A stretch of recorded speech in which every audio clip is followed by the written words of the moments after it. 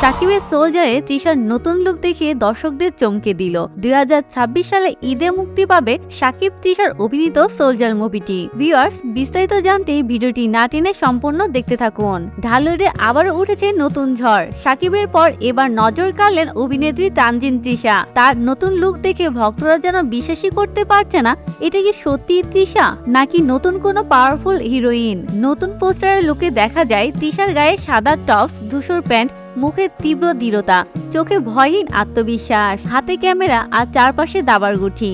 এজন্য স্পষ্ট বার্তা, এই চরিত্র একসাথে স্মার্ট, সাহসী আর কৌশলী চরিত্র, যে শুধু সৌন্দর্য নয় বুদ্ধিমত্তা দিয়ে খেলবে পুরো গল্প।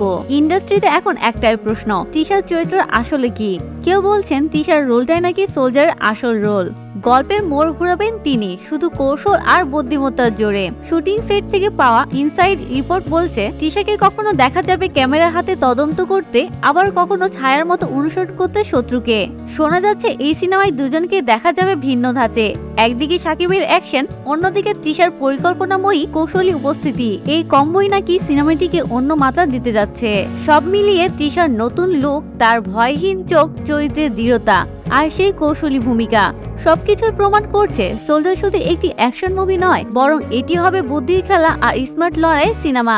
2026 সালে ঈদে মুক্তি পেলেই বোঝা যাবে তৃষা নাকি সিনেমার আসল মাস্টারমাইন্ড। সোলজার নিয়ে আরো ইনসাইড নিউজ, টিজার, ব্রেকডাউন আর সব গোপন আপডেট পেতে সাবস্ক্রাইব করুন আমাদের চ্যানেল স্টার গল্প বাংলা।